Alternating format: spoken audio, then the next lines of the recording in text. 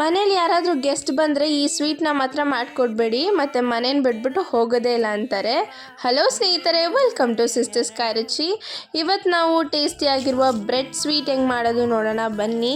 ಹೊರಗಡೆ ಕ್ರಿಸ್ಪಿಯಾಗಿ ಮತ್ತು ಒಳಗಡೆ ಸ್ವೀಟ್ ಫಿಲ್ಲಿಂಗ್ ಜೊತೆ ತುಂಬಾ ಟೇಸ್ಟಿಯಾಗಿರುತ್ತೆ. ಬನ್ನಿ ಹೆಂಗೆ ಮಾಡೋದು ನೋಡೋಣ.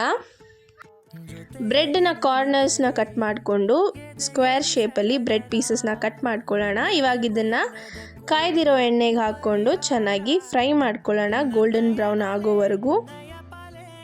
ನೋಡಿ, ಈ ಥರ ಗೋಲ್ಡನ್ ಬ್ರೌನ್ ಆಗಿರೋ ತಕ್ಷಣ ಬ್ರೆಡ್ ಪೀಸಸ್ನ ತಗೊಳ್ಳೋಣ. ಸಕ್ಕರೆ ಪಾಕ ರೆಡಿ ಮಾಡ್ಕೊಳ್ಳೋಣ. 1 ಬೌಲಷ್ಟು ಸಕ್ಕರೆ, ಅದೇ 1 ಬೌಲಷ್ಟು ನೀರನ್ನು ಹಾಕ್ಕೊಂಡು ಏಲಕ್ಕಿ ಪೌಡ್ರನ್ನ ಹಾಕ್ಕೊಂಡು ಸಕ್ಕರೆ ಪಾಕ ರೆಡಿ ಮಾಡ್ಕೊಳ್ಳೋಣ. ಇವಾಗ ನಾನಿಲ್ಲಿ ಫ್ರೈ ಮಾಡ್ಕೊಂಡಿರುವ ಬ್ರೆಡ್ ಪೀಸಸ್ನ ಪಾಕದಲ್ಲಿ ಹಾಕ್ತಾಯಿದ್ದೀನಿ. 1-2 ಸೆಕೆಂಡ್ ಮಾತ್ರ ಇಟ್ಕೊಳ್ಳಿ, ಇಲ್ಲಾಂದರೆ ಬ್ರೆಡ್ಡಿನ ಕ್ರಿಸ್ಪಿನೆಸ್ ಹೋಗಿಬಿಡುತ್ತೆ. ಇವಾಗ ಅದೇ ಸಕ್ಕರೆ ಪಾಕದಲ್ಲಿ 1 ಕಪ್ಪಷ್ಟು ರವೆ, ಅರ್ಧ ಕಪ್ಪಷ್ಟು ಮಿಲ್ಕ್ ಪೌಡರ್ ಮತ್ತು 1 ಕಪ್ಪಷ್ಟು ಹಾಲನ್ನು ಹಾಕ್ಕೊಂಡು ಸ್ಟವಲ್ಲಿ ಲೋ ಫ್ಲೇಮಲ್ಲಿ ಕಲಿಸ್ಕೊಳ್ಳೋಣ. ನಾನಿಲ್ಲಿ ಕಸ್ಟರ್ಡ್ ಪೌಡರ್ ಅರ್ಧ ಕಪ್ಪಷ್ಟು ಹಾಕ್ಕೊತಾ ಇದ್ದೀನಿ. ಇದು ಆಪ್ಷನಲ್, ನೀವು ಬೇಕಂದರೆ ಹಾಕ್ಕೊಳ್ಳಿ, ಇಲ್ಲಾಂದರೆ ಬೇಡ. ನೋಡಿ, ಈ ಥರ ಬರೋವರೆಗೂ ಚೆನ್ನಾಗಿ ಕಲಿಸ್ಕೊಳ್ಳೋಣ.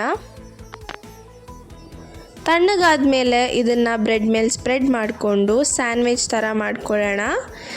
ಹೊರಗಡೆ ಕ್ರಿಸ್ಪಿಯಾಗಿ ಒಳಗಡೆ ಸ್ವೀಟ್ ಆ್ಯಂಡ್ ಸಾಫ್ಟಾಗಿ ತುಂಬಾ ಟೇಸ್ಟಿಯಾಗಿರುವ ಬ್ರೆಡ್ ಸ್ವೀಟ್ ರೆಡಿಯಾಗಿದೆ. ಮನೇಲಿ ಯಾರಾದರೂ ಗೆಸ್ಟ್ ಬಂದರೆ ಬರೀ 5 ನಿಮಿಷದಲ್ಲಿ ಇದನ್ನು ಮಾಡಿಕೊಡ್ಬೋದು. ತುಂಬ ಇಷ್ಟಪಟ್ಟು ತಿಂತಾರೆ. ಮನೇಲಿ ಮಕ್ಕಳು ಕೂಡ ತುಂಬಾ ಇಷ್ಟಪಟ್ಟು ತಿಂತಾರೆ. ಮನೇಲಿ ಒಂದು ಸತಿ ಟ್ರೈ ಮಾಡಿ, ನಿಮ್ಮ ಅನಿಸಿಕೆನ ಕಮೆಂಟಲ್ಲಿ ತಿಳಿಸಿ. Thank you.